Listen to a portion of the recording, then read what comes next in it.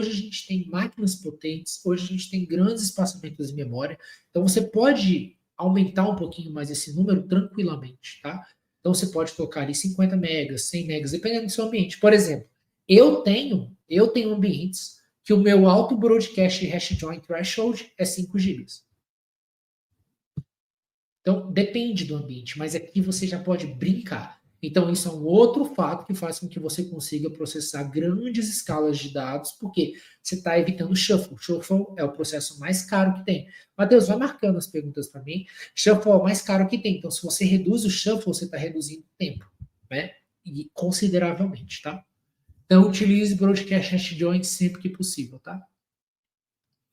Beleza, vamos para... A gente estava na quinta? Sexta. Nunca ignore skill de dado, tá? Ah, Luan, o que é o skill? O skill, cara, é quando você tem o que a gente chama de straggler. O que é um straggler?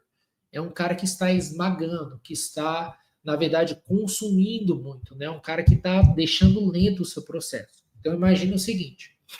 Imagina que você tem essas partições de memória. Você tem uma partição 50 megas, outra partição 90 megas, e essa outra você tem 150 megas aqui, por exemplo. Beleza? Aí, o que acontece? Você tem 4 partições, mas a pergunta é, você vai conseguir processar essas 4 partições no mesmo tempo? Não, porque elas são o quê? Unevens. Elas não são evens. Elas estão desbalanceadas. Então, você tem uma partição ali que é muito maior do que as outras. Então, aqui você tem a tarefa, você tem o core da CPU, você tem a tarefa, lembra que partição é igual a tarefa. Então, se eu tenho 4 partições, eu tenho 4 tarefas. Então, eu estou executando aqui, ó, a partição 1 está no core 1, partição 2 está no core 2, partição 3 está no core 3, e a partição 4, cara, ela é um straggler, tá?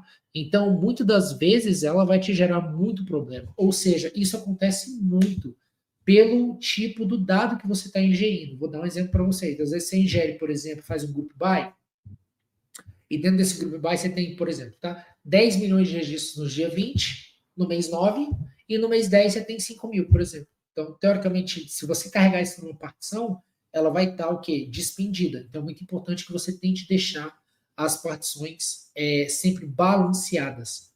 Luan, como que você faz isso? Tá aqui. Como que você pode fazer isso? Tem várias formas de depenar essa galinha aqui, tá? Então, você pode, antes de processar esse dado, você pode literalmente tentar fazer com que esse dado seja distribuído de forma mais harmônica. Então, por exemplo, aqui continua desse jeito, essas duas de 90 viram duas de 45, e essa de 150 viram 3 de 50. Logo, você consegue particionar esse cara. Então, quem vai conseguir fazer isso para você, por exemplo?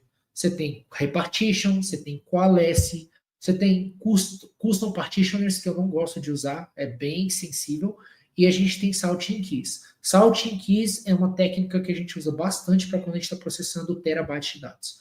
Tá? A gente precisa, às vezes, sortear as chaves de uma forma com que elas não colidam. E aí, quando você faz um agrupamento, por exemplo, você tem os dados sempre iguais, porque você colocou esses pedaços de dados em vários buckets diferentes. Então, a gente utiliza a técnica de salting keys, por exemplo. Tá? Aí depois vocês pesquisam mais sobre isso, obviamente. Tá? 7. Controlar o número de partições de um dataset. Aqui sempre vem essa pergunta, né? Cara, qual a diferença do coalesce por repartition? Né? Poxa, o que ele faz? Enfim, você tem 2 comandos que parecem a mesma coisa, mas são completamente diferentes, tá? E um dói bastante, o outro dói bem pouquinho. Então, o que dói menos é o coalesce. Por quê? O que o coalesce faz? O coalesce só diminui, ele não aumenta. Tá? Então, é assim que você já sabe a diferença entre eles.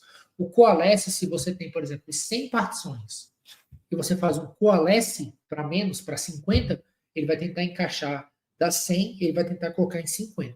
Mas ele não faz o inverso, ele não aumenta. Tá? Por quê? Porque daí você precisa de um full shuffle. Tá? Muitas das vezes o coalesce, tá?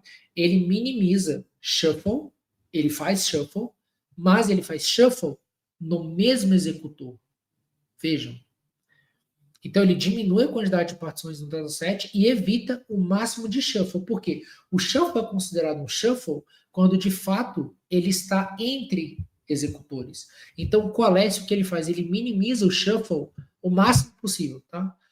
Não vou falar que é impossível de você não ter um pouco de shuffle em cima do processo todo, porque dependendo da operação você tem, mas ele é muito menos minimizado.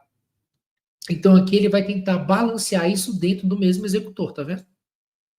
Então, quando você vai escrever, por exemplo, quando você está processando terabytes de dados, quando você vai escrever no storage, toda vez para grandes datasets, pode usar isso como rule of thumb. Toda vez que você vai escrever no dataset, você pode fazer um coalesce para diminuir a quantidade de partições para que você escreva de forma mais distribuída no storage, né? Então, você quer escrever em 10 partições, em 30 partições, em 20 partições, enfim, o coalesce vai fazer isso para você. Quando você precisa de aumentar, né, ou realmente de trabalhar melhor o seu dataset, e, por exemplo, o coalesce não funcionou bem, então você tem um repartition. Só que qual o problema do repartition? Ele faz full shuffle. Ele vai pegar o dado do A, vai jogar no B, do B ele vai jogar no A e assim por diante. Ou seja, é uma operação muito mais custosa. Tá? Ela é muito intensa.